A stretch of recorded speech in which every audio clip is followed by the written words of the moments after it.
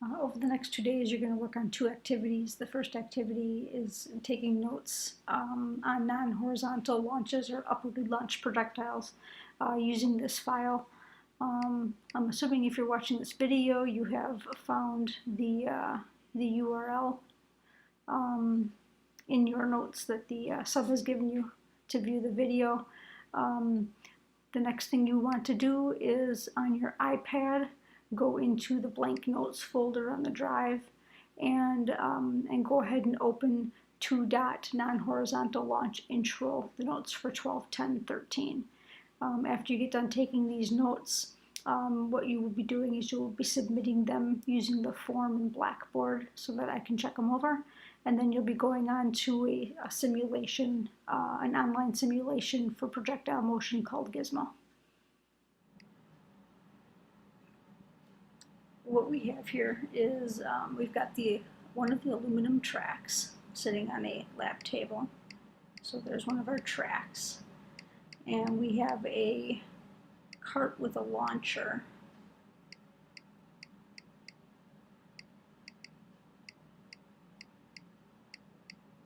On that track, and as I push that cart and launcher, as it passes this vertical line, there's going to be a photo gate that trips this launcher, and this launcher's got a little spring in here with a ball in it. And when it goes past this line here, that spring is going to get tripped and this ball is going to be pushed upward. So what we're going to have is a situation where when we get to this point, this ball is going to have some horizontal velocity and it's going to be given some vertical velocity from the spring. And so what we're going to have is a scenario then where the ball is moving in two directions simultaneously. It's moving horizontally and vertically at the same time. And as it does that, we're going to observe the path that it takes. So here's the actual video. Here's the cart. And like I said, as the cart gets pushed past this line, you'll see the ball get launched in the air. So if we watch that one more time,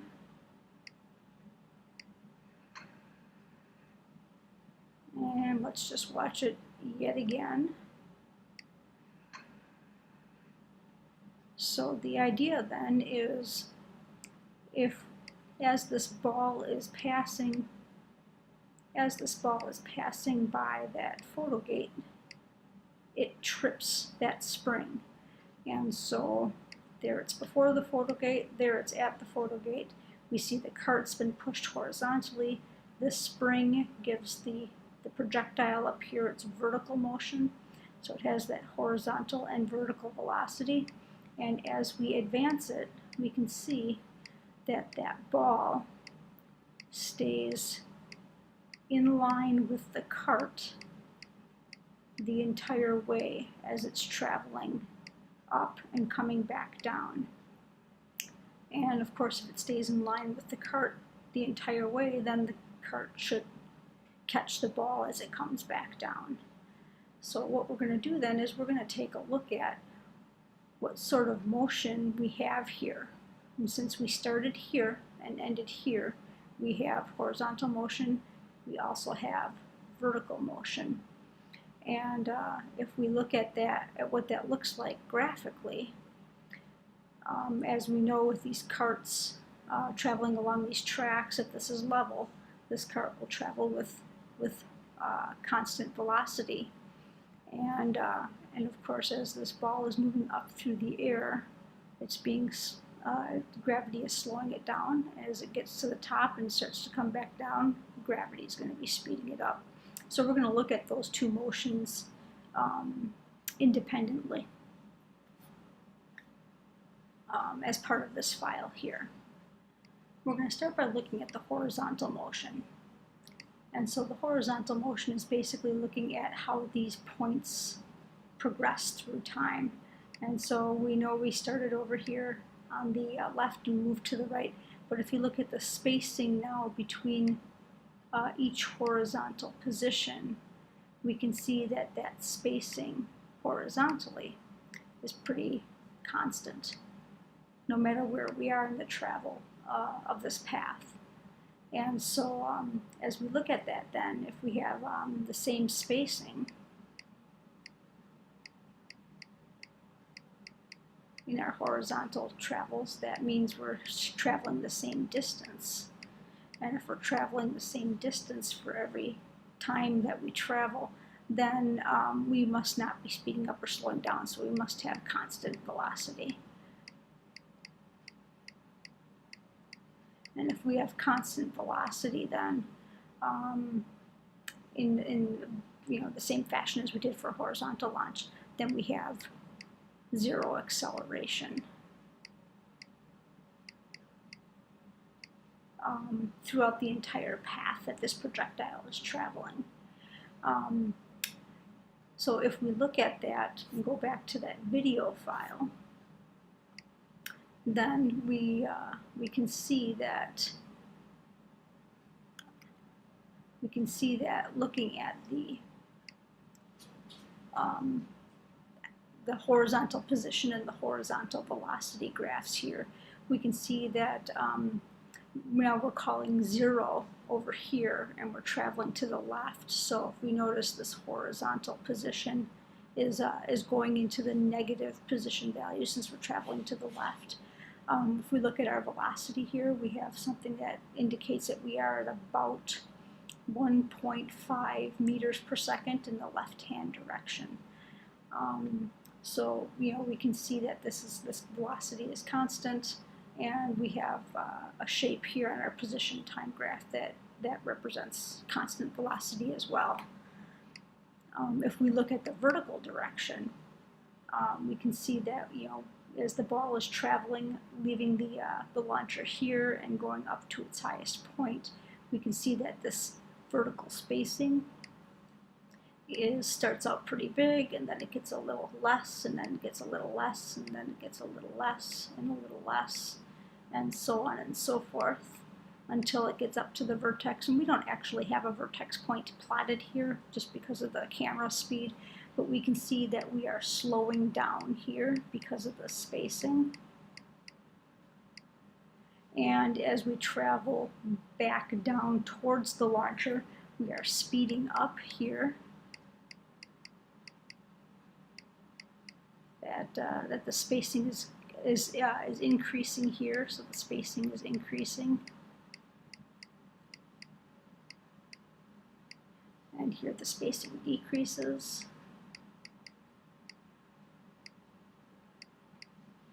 And so we see that we have slowing down and speeding up here. And if we go back to that logger profile, we can see that we have that slowing down and speeding up shape, so like getting more horizontal and then getting more vertical shape. And we see on the velocity time graph here, we have our slowing down velocity going towards zero, crossing zero, so the vertex is right there where the pointer is, and then speeding up in the negative direction. So if we take a look at this vertical motion and compare it to the horizontal motion has our constant velocity. The vertical motion has slowing down and then speeding up. And so we have two things that are happening simultaneously that are independent of each other. So we need to then split these apart and analyze them separately. Since they are independent, the horizontal motion does not depend on the vertical motion, and the vertical motion does not depend on the horizontal motion. So here's our horizontal motion up here. Here's our position time graph. And we can see that we have a straight line on position time, and this goes back to unit.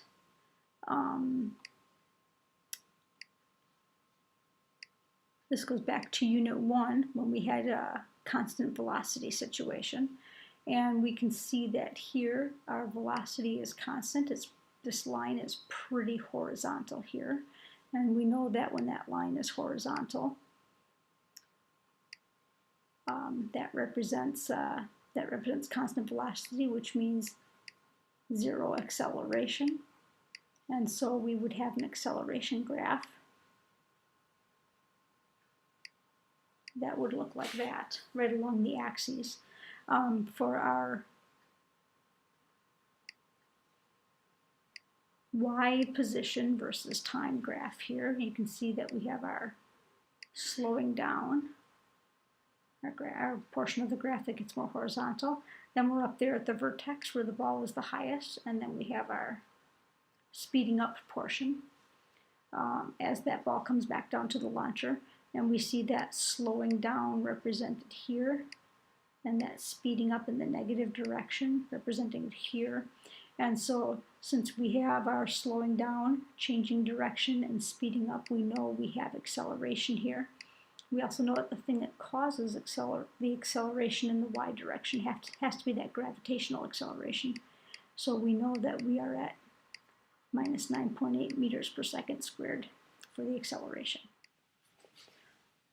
So our position, velocity, and acceleration graphs for a really general projectile are going to look like this. If we look at this, this projectile being launched and kind of call this the initial elevation and call this the initial x location. We can then take a look at this and say, well, you know, we've got a couple of things here. We've got what we would call the range of the projectile. In other words, how far away does it get as it goes through this nice symmetrical parabola. We have the max elevation, or the max height, that this projectile gets to, and those are all things we'll be able to calculate once we get into the equations. We know that as we look at this range here, this projectile is moving the same distance every interval it travels as we track this thing across the page here. So we know that the position starts at 0. There's our origin, 0, 0, and then in the horizontal direction just continues to move away from us in a uniform fashion. So we have this nice straight line, and so this value here represents the range of the projectile. And we know that the velocity in the horizontal direction is constant, so it's constant at some non-zero value. And if the velocity is constant, that means the acceleration is equal to 0. And so with those equations, then we should be able to look at our kinematics equations and say, well, if the acceleration is 0, then we no longer need this term, or this term, or this term, just like the horizontal launch. And so what ends up happening is we have these two redundant equations that basically says that the final velocity in the x direction equals the initial velocity in the x direction. That just means velocity is constant. This equation reduces down to our linear equation, where it says our final velocity is initial velocity in the x direction times time plus our initial position, our final position, I mean. And so these become real simple. This really only becomes the only equation that we use mathematically.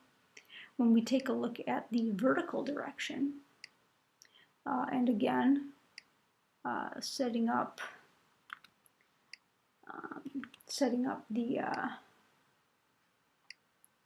the origin here